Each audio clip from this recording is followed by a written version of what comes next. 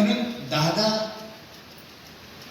एक सोजवळ, आपण प्रतिमा पाहतोय, फोटो पाहतोय, एक प्रसन्न व्यक्तिमत्व आहे. साने गुरुजींचे उपासक असल्यामुळे साने गुरुजींच्याच भाषेत म्हणे सर कुणीतरी बोललोय की दादा आपल्यातून गेले आहे असं वाटत, मृत्यू भकास असतो, पण का कोण जाणे. साने गुरुजींच्याच भाषेत मृत्यू म्हणजे आईच्या कुशीत जाणे, मृत्यू म्हणजे शांतपणे झोपी राहणे.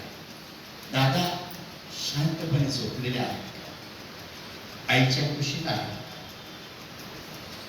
दादांशिवाय एकही कार्यक्रम झाला नाही, पण एकही कार्यक्रम असा नाही की दादा नाहीये असं भासत नाही. देवी माणूस होता इथपर्यंत सांगायला काही ओळखून होणार. बऱ्याच लोकांनी सांगितलं आमचा संबंध लहानपणापासून आहे. कधी कधी असं वाटतं की मी दुर्भाग्य आहे, मी थोड्या वेळासाठी तरी मला बरंच काय मिळाला, पण आपल्याला मिळाला तेवढा मिळाला नाही. तर त्यांची साधी राहणी, उच्च विचार, कार्यशील माणूस आणि प्रेरणादायी माणूस होता. त्यांनी मला सांगितलं आपल्याला महात्मा गांधीचं कक्ष काढायचं. मी एका मिनिटात मी काढतो, आपल्याला काढतो. त्याचप्रमाणे त्यांनी साहित्य अकादमी असेल, कला अकादमी असेल, या क्षेत्रामध्ये फार मोलाचं मार्गदर्शन केलं. महाराज पांढरेकर हे यांचा आशीर्वाद सरांना मिळाला होता. त्यांचे चिरंजीव डॉक्टर विष्णू महाराज पांढरेकर यांच्या हस्ते मी सरांचा सत्कार या ठिकाणी दीनदयाळ सोसायटीमध्ये आमचं पारायण सत्कार केला. तर असे ऋणानुबंध हे आहेत आणि या ऋणानुबंधातून त्यांच्याविषयीची जी काय आंतरिक भावना जी आहे ती कृतज्ञता आहे, जो आदर आहे तो व्यक्त करण्यासाठी मी या ठिकाणी थांबलो. आणि सरांच्या स्मृतीला दरवेळेस त्याचं मुखपृष्ठ बदलत असतं. तर भाईंच्या आणि सरोदे सरांचा एक खूप छान फोटो होता. दोन्ही असं हात धरून एकमेकांचा हात धरून चालत आहे. तर तो फोटो आम्ही आमच्या शाळेच्या डायरीवर सुद्धा छापलेला आहे. आणि आज सुद्धा शाळेत येता जाताना घरावरून सरांच्या घरावरूनच जाते, तर आठवण रोजच येत असते. आणि म्हणजे आमचं भाग्यच होतं.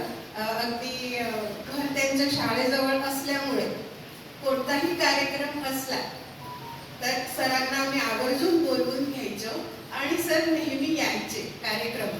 आणि त्यांच्या उपस्थितीमुळे कार्यक्रमाला एक वेगळी शोभा यायची. अगदी महाविद्यालयीन जीवनापासून म्हणजे कॉलेजला शिकत असताना माझे गुरु डॉक्टर विश्वास पाटील सरांमुळे सरांशी संबंध आला. आणि नंदुरबारमध्ये जेव्हा पत्रकारितेला सुरुवात केली तेव्हा पहिले सरांच्या चरण स्पर्श करूनच मी पत्रकारितेला सुरुवात केली. गेले 30-35 वर्षे इथं पत्रकारिता करत असताना मला माझा जो पत्रकारितेचा ट्रॅक आहे त्या ट्रॅकवर कायम ठेवण्याचं काम मला फक्त सरांनी केलं. मी चुकलो तिथं मला चुकीचं सांगितलं आणि जिथं योग्य तिथं माझे कौतुकही केलं. प्रत्येक गोष्टीचं रोज माझे पत्रकारितेचे निरीक्षण करणारे एक मार्गदर्शक होते, ते म्हणजे सर होते.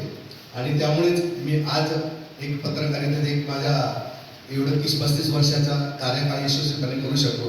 त्यामुळे माझ्यासाठी सर म्हणजे सर्व काही होते. सरांबद्दल सांगण्यासाठी खूप खूप काही आहे.